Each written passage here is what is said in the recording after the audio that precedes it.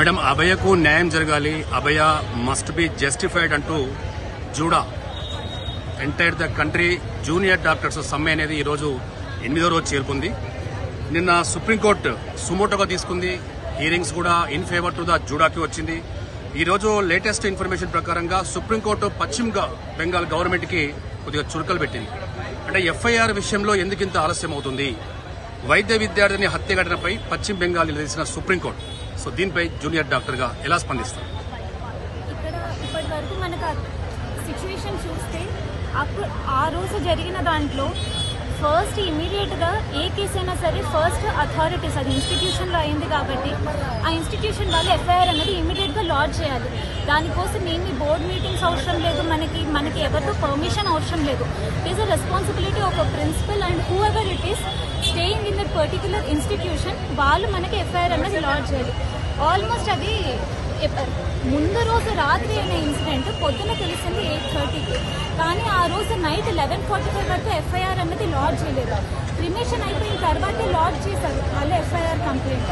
So ఇంత delay అన్నది ఎందుకు వచ్చింది అన్నది అందరికీ అది సర్ప్రైజ్ అన్నది ఉంది. బట్ ఎందుకు ఇంత ల్యాక్ ఆఫ్ మల్టిపుల్ ప్రాబ్లమ్స్ ఉన్నాయి యాక్చువల్లీ ఈ కేసులో.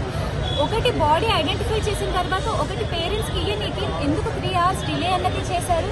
క్రిమేషన్ ఎందుకు హరీ అప్ చేశారు, వాళ్ళు ఎందుకు అంత తొందరగా ముందు బాడీని డిస్పోజ్ చేయడానికి ట్రై చేస్తున్నారు అంటే ఏదో ఒక మోటివ్ అన్నది ఉంటుంది. కాబట్టి కాజ్ అన్నది తెలియట్లేదు. ఈ కాజ్ మనకి తెలుసుకోనికి తనకి సపోర్ట్ ఇప్పుడు తన బాడీ కూడా లేదు. మళ్ళీ సెకండ్ టైం పోస్ట్ మార్టం చేసి అది చేసిన ఫస్ట్ పోస్ట్ మార్టం అది ఆ ఫైండింగ్స్ అన్నది రియలా కాదా మళ్ళీ క్రాస్ చెక్ చేసుకుని కూడా తన బాడీ అన్నది ఇప్పుడు యాషెస్ అయిపోయింది.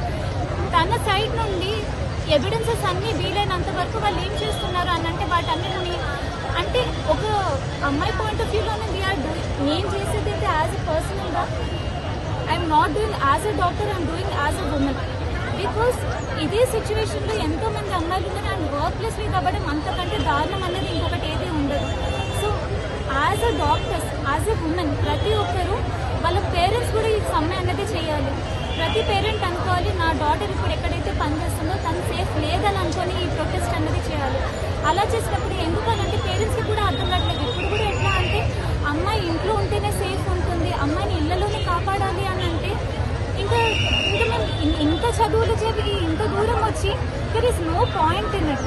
సో మీరు ప్రతి ఒక్కరు చూసి ప్రతి ఒక్కరు ఒకటే ఆలోచించండి. మీరు చేసే ఈ ప్రొటెస్ట్ మీరు ఎవరైనా సరే సపోర్ట్ ఇచ్చేవాళ్ళు మీ సొంత అమ్మాయి కోసం, మీ ఇంట్లో పిల్లల కోసం అనుకోండి. జస్ట్ బికాజ్ రేపు అవ్వదు కదా అని చెప్పేసి అబ్బాయిలు సేఫ్ అని కాదు. ఇప్పుడున్న వర్క్ ప్లేస్లో అబ్బాయిలు కూడా అసాల్ట్ అనేది అవుతుంది. ఇప్పుడు కూడా చాలా కేసెస్ అనేది రెస్పెక్ట్ అవుతున్నాయి. ఈవెన్ ఢిల్లీలో, బాంబేలో ఇలా డ్యూటీ చేసిన సమ్ ఏదో రీజన్తో పేషెంట్ డెత్ అవుతుంది. అది కాంప్లికేషన్స్ వల్ల అయిన డెత్, కానీ పేషెంట్స్కి ఎక్స్ప్లెయిన్ చేసేటప్పుడు వాళ్ళు వచ్చి అసాల్ట్ చేస్తుంటే దిస్ ఇస్ నాట్ యాక్సెప్టబుల్. ఎంతవరకు అన్నది మేము కూడా బేర్ చేస్తాము.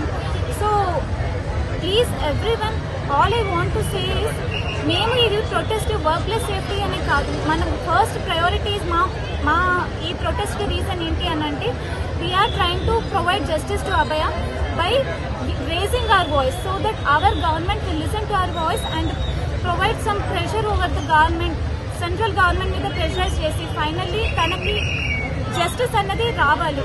అదే మా main motive. So as every Juda is saying that even so far this is the 8th day, the hesitation in favor the Juda has been going on, but unfortunately Telangana state government is not responded even till now. Every Juda is raising the same problem. So in this regard, what do you say about? Government ఎందుకు respond? మా ఒక్క గవర్నమెంటే కాదు, basically India బయటగా government వరకు వదిలేసేయండి, మా చుట్టుపక్కల society respond అవ్వట్లేదు. గవర్నమెంట్ వరకు మేము ఏం అడుగుతాము? ఫస్ట్ మా చుట్టుపక్కల ఉన్న వాళ్ళు సిచ్యువేషన్ ని అర్థం చేసుకుని మాకు సపోర్ట్ గా వస్తే Save a life. Download, use your app, use it for the media.